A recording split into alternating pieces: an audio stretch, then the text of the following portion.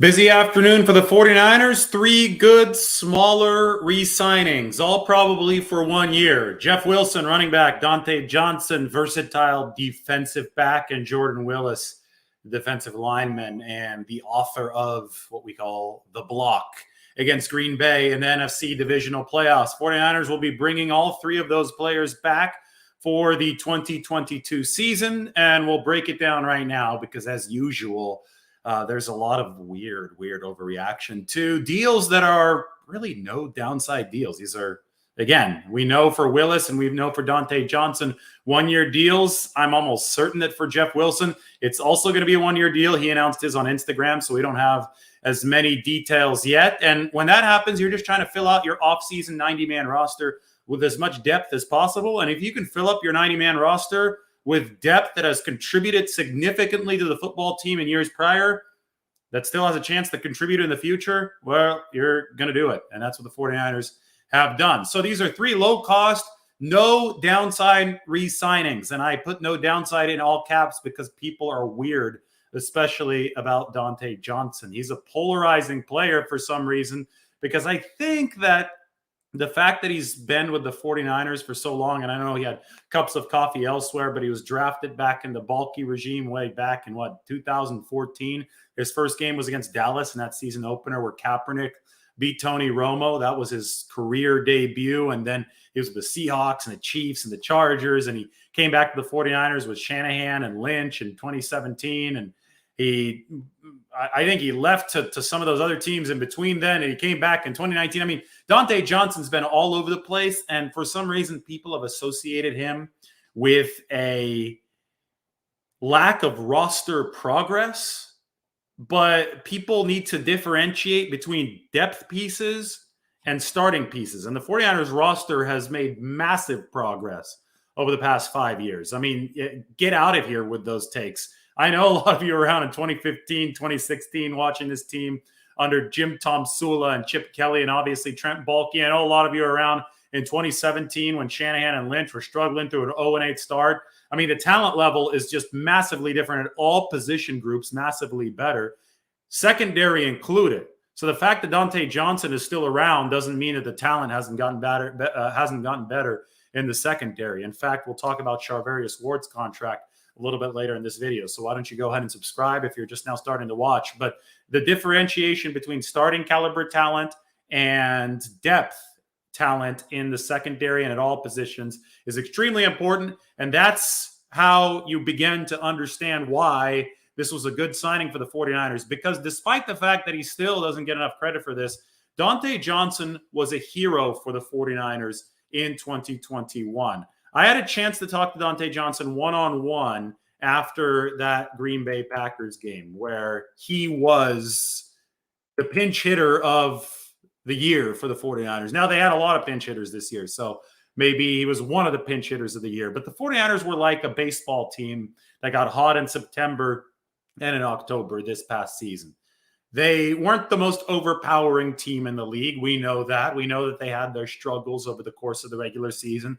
They had to come back from the dead. Then they surged into the playoffs. But they won several straight elimination games.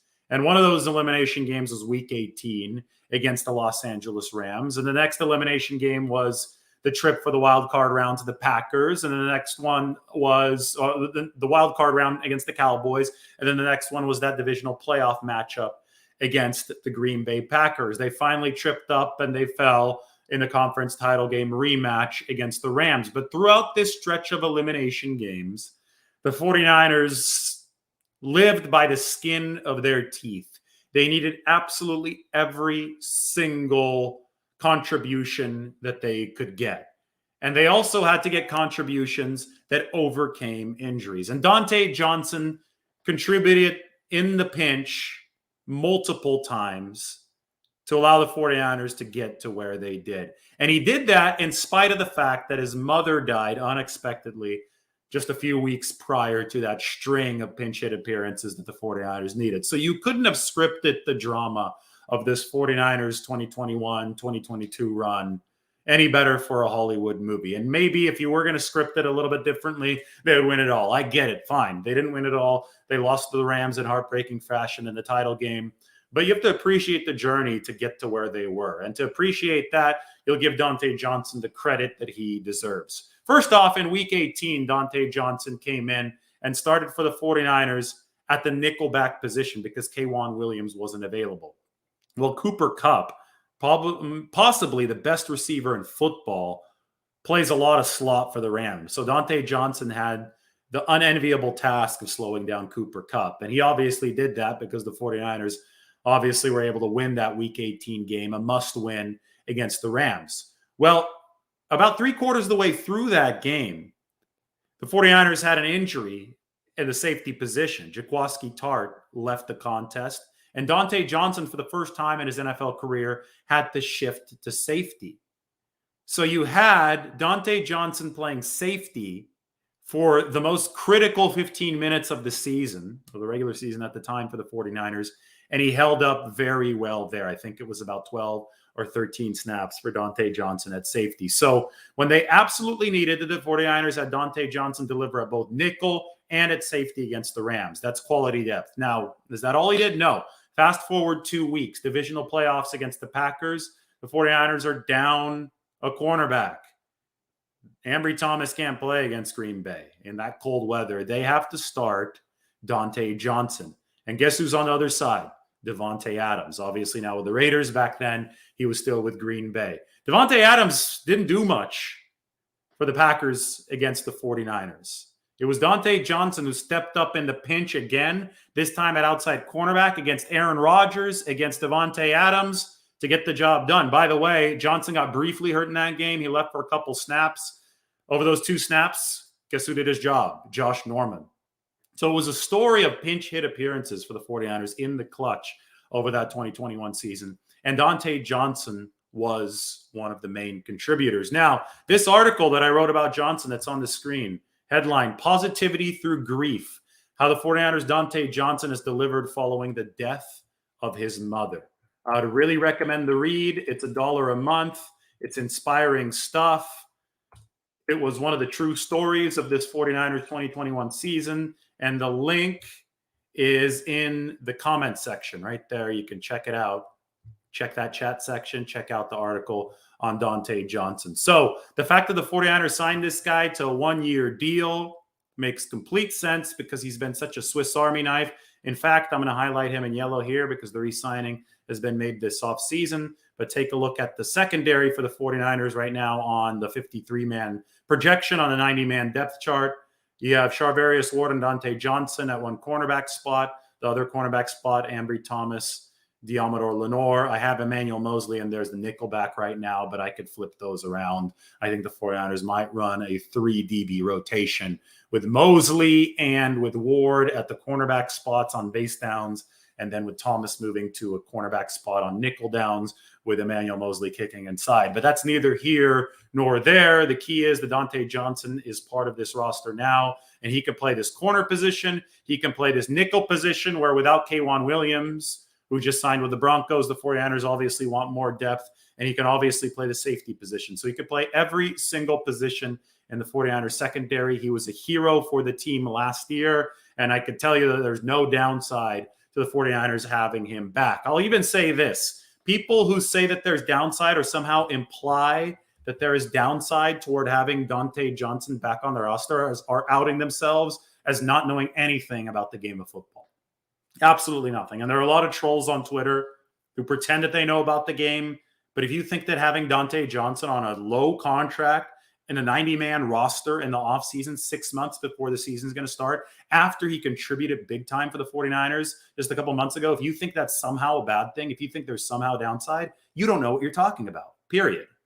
And there's just so much of this garbage floating around. People don't understand the business of football. People don't understand the actual game of football. They don't understand the roster construction of football, which is okay.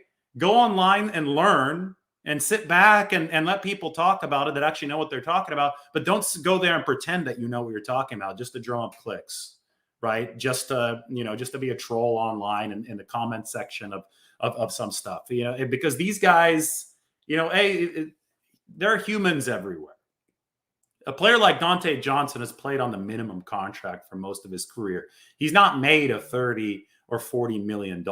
He's a person too. His mother died this past season. He came through in the clutch for his team. He's a nice guy that's just working hard from day to day to make ends meet, move on to the next day, try to stay in the National Football League. Unlike, a lot of jobs, these NFL jobs don't last forever, especially for guys on roster bubbles playing depth roles. So the fact that, people would just go out there behind, anonymous accounts online, not knowing anything about the game of football or the contributions that he's made or where he fits on a roster or, what the potential downside of him being on the roster, the fact that people would go out there and just try to trash a guy just doesn't make, it's just so unbecoming and so pathetic and probably so illustrative of the times. But I think somebody had to say it. I'm not afraid to say it, so I'll go ahead and say it. I think some of these takes are absolutely ridiculous. Johnson was a hero for the 49ers last year, and it's a well-deserved re-signing, and it's a good re-signing for the team with no downside, literally no downside. I think that's what it comes down to when you look at this from a business perspective, and that's what the 49ers did. You know who else was a hero for the 49ers in 2021? Jordan Willis, the defensive lineman who was re-signed with the team. He had the block in this game where it snowed, where Dontae Johnson did such a good job against Devontae Adams, the big punt block that was recovered by the guy on the right here, Talanoa Hufanga, and taken into the end zone for a touchdown. Well, Willis, who really improved as an edge rusher over the course of the season, you could check it out here. Look at this graphic. Jordan Willis is going to be down right in the middle, obviously suspended, performance-enhancing drug violation for 6 weeks, so you don't see him in the first column, but blue is good, red is bad. Willis got better over the course of the season in pass rush productivity. He was in the blue from weeks 8 onward and then weeks 14 onward. He has really gelled well with Chris Kasarik, and you could really look at Willis as a predecessor of Charles Omenihu, a player who the 49ers are extremely excited about entering this season. 49ers traded, it was a low, 7th round pick swap for Jordan Willis from the New York Jets back in 2020. And they acquired him with 2 years of team control still on his contract. So they would have a chance to really develop him under Chris Kasarik. And you saw Jordan Willis really start to sing as a pass rusher toward the end of the 2021 season. Then he became the special teams hero against the Packers in the playoffs. Well, with Omenihu, the 49ers, they used the 6th round pick to pick him up from Houston with 2 years of team control. Again, business 101, smart business deal, right? 6th round pick, 2 years of team control, physically talented pass rusher. That's an important position. Omenihu really kicked it into gear late for the 49ers in 2021. They have him for 2022. That's exactly what happened with Jordan Willis. Kicked it into gear late in 2021. That was the second year of his deal, so they had to re-sign him now. It's likely going to be for, a lower amount of money. It's a 1-year deal. And I don't think that there's downside to this. Same thing. Low cost, no downside re-signing, especially when you consider the fact that Jordan Willis was such a fit in the 49ers locker room. After the block against Green Bay, Jordan Willis chose not to do a post-game press conference, even though it was the highlight moment of his career, because he wanted the shine to be on his teammates. Soft-spoken guy said this a few days after, when explaining why he didn't do the post-game press conference. Here's the quote. "I just didn't want to be taking all the praise for a team effort because this whole year has had such ups and downs for the team. So even though in that moment I was graced with the opportunity to block the punt, I don't want that to go down as the reason that we're sitting where we are. A lot of people have persevered to get here. All the work that the coaches have put in and night out, week in and week out, all the criticism Coach Shanahan has taken, all the criticism Jimmy Garoppolo has taken, all the criticism some of our top players on defense have taken, and they've all worked hard to dig us up out of this mess. I just didn't want one play to be a defining moment for all the hard work that this organization has put in to be where we are." Wow. So that's from Jordan Willis, and that's after the 49ers beat Green Bay, after he executed the selfless move of not doing a post-game press conference so that his teammates would get more shine. That's the epitome of the type of personality that the 49ers have wanted in this locker room that they've built over the past several seasons, and a good illustration of why they actually were able to dig themselves up out of the 2021 mess, because they had the right people in the locker room. And that's been a focus for Kyle Shanahan and John Lynch. And I think when you talk to Jordan Willis, he really embodies that focus, and that anecdote embodies that focus. So it makes total sense that the 49ers would want to bring him back for one more year. You have to ensure that you continue building the locker room with the right people, which is why I really rolled my eyes. Remember when it was noted that Frank Clark might come to the 49ers? They would have to trade with him with Kansas City. And obviously Frank Clark has a checkered background. I don't know if that would be the right locker room guy to have, right? But Jordan Willis is definitely a good locker room player. It paid off for the 49ers last year. And when we talk about his re-signing, we have to emphasize the human aspect of this, because that's been a big deal for the 49ers. You know who else has been a good locker room guy? It's been Jeff Wilson. And we could take a look back at the depth chart here to see where exactly Jeff Wilson slots in at the running back position. He announced on Instagram that he's re-signing. I've highlighted the running back room in blue. You have Mitchell, Sermon, Jermichael Hasty, and Jeff Wilson, who was coming off the meniscus tear when he hurt his knee standing up in the locker room during OTAs. That was really bad luck. I put him and marked him as a running back because he's not really a fullback, even though there's only room for him in that row. But the 49ers now have 4 running backs. They're going to be working under Anthony Lynn this year with Bobby Turner, running backs coach, taking the year off. And it looks like there's still room for the 49ers to add to that position group. They probably will draft one of those guys, right? They have 9 draft picks. Maybe they sign somebody else. But when we talk about depth signings, you never can have too many running backs. We've learned that year in and year out with this 49ers team. And there's a good chance that Jeff Wilson is running a lot better in 2022 than he was coming off that knee injury in 2021. So it's a good time for a prove-it deal for the 49ers, because the 49ers can go out there and just see what Jeff Wilson has. And typically a year further removed from injury is the time when some of these running backs look the most explosive. Because I thought that Jeff was running decently well, especially in the game against Tennessee. I saw a couple good runs, but it wasn't as consistent this past season. And the 49ers definitely had better options, and understandably so. So they probably able to get him back on a one-year flyer, kind of prove-it deal. And that's nice for the team, because Jeff Wilson, when he's running well, as we saw in 2019 and especially in 2020, can be a force in the 49ers backfield, right? He taps into that dark place, as George Kittle said, and really embodies some of that pounding mentality that the 49ers want from their running backs. Depth is critical at all positions, and that's what building a moldable 53-man roster is all about. That's what these signings are all about. Jordan Willis, Dontae Johnson, Jeff Wilson. These are 90-man roster signings. They'll compete for a spot on the 53-man. For now, I'm projecting them to the 53-man, but that can change because the second wave of free agency is still here. The 49ers still have 9 draft picks at the moment. So obviously the projection that I shared on the screen just a few minutes ago will not be constant. That's going to change. It's going to evolve. You want a moldable 90-man roster, so you want to build quality depth, and that's what the 49ers are doing with today's 3 signings without impacting the salary cap situation all too much. My estimate is that the 49ers have about $3 million in salary cap space right now. It'll cost $7.7 million to sign all 9 of their draft picks, and obviously the 49ers might still make some moves in the second wave of free agency. They have room to open up more room that does not involve trading Jimmy Garoppolo. I've discussed this in many other videos. You can extend Samson Ebukam. You can extend Jimmy Ward and restructures. As we know, if you just watched my Tyreek Hill, Mike McDaniel, Robert Saleh video, are more appealing than ever. I wrote about that last week. The NFL's revenues are expected to skyrocket with the new media deals, meaning that teams can be more flexible with their money than ever before.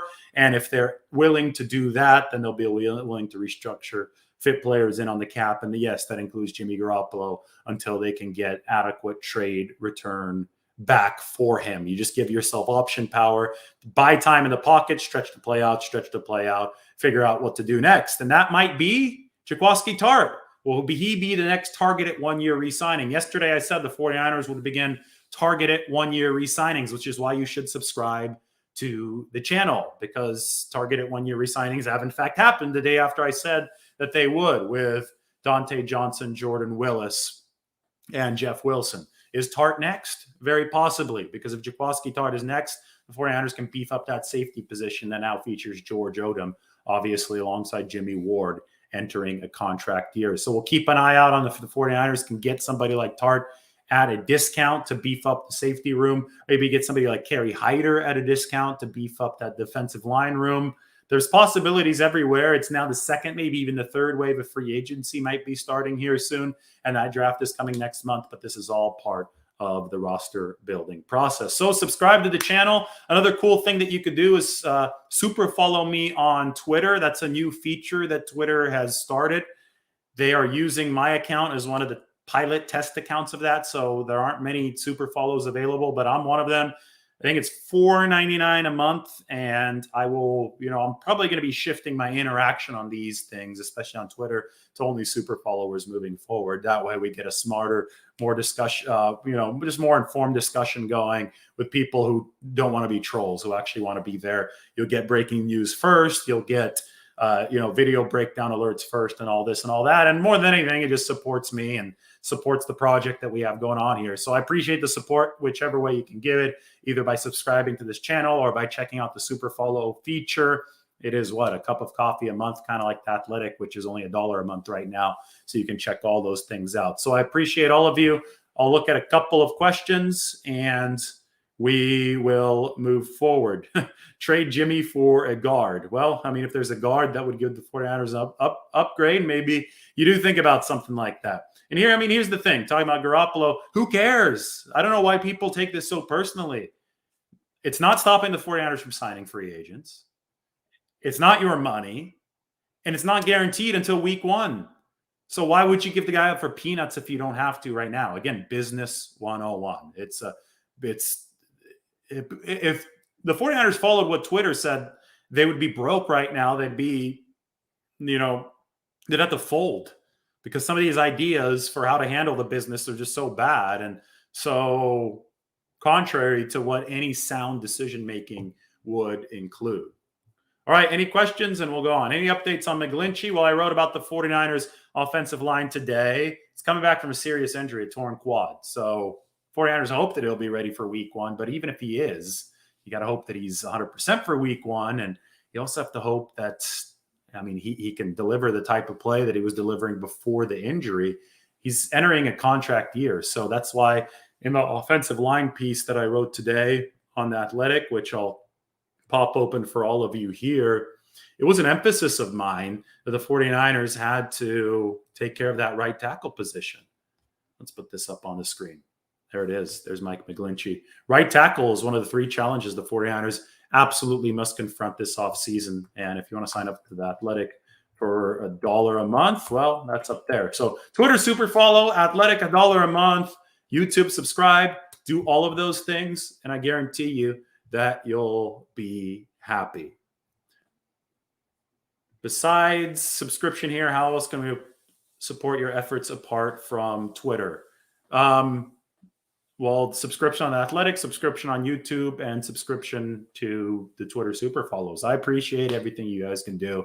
You know me, I'm just trying to bring out really comprehensive coverage, try to make it smarter because it's gotten just worse and worse and worse. And, it's just gotten more polarized. You have a camp of people that want to do a good job with it, and you have a camp of people that going out there just, you go through some of these mentions sometimes. You're like, well, we want to have a good discussion about 49ers football and, keep it reasonable and explain what they're actually doing instead of it's not every single move doesn't have to be, oh my God, the franchise is coming to an end. It could just be a business decision, So I want to keep things tempered, and I really appreciate the support from those of you who want that as well.